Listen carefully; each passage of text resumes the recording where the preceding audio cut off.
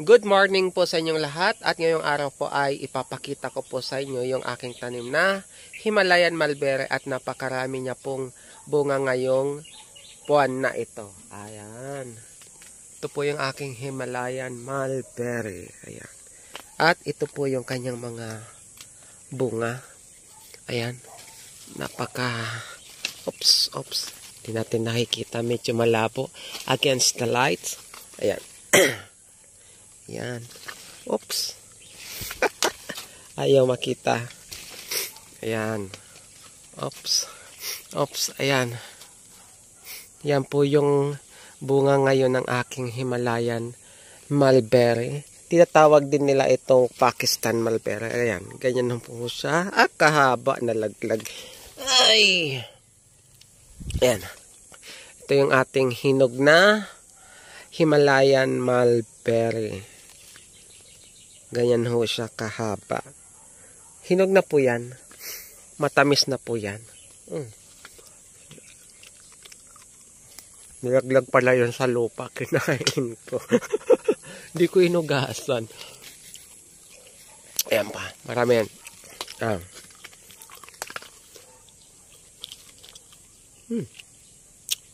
Sarap. Ito pa po yung ibang bunga ng ating Himalayan mulberry. Ayan. Hilaw pa po sila. Napakarami ngayon. Ito pa. Meron pa dito. Tatlong puno. Tatlo.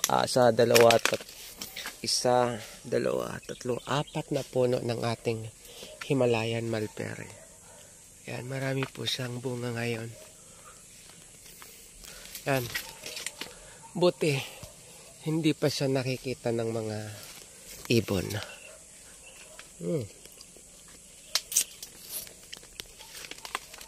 Ito naman yung ating Illinois mulberry. Illinois mulberry. Manoy! Ang mahirap lang po nito sa pagtatanim ng ating Himalayan mulberry ay mahirap po siyang patubuin sa cuttings. Kaya ang ginagawa po natin ay grafting at marketing.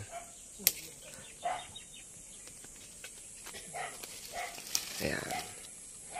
Marami po siyang bunga ngayon.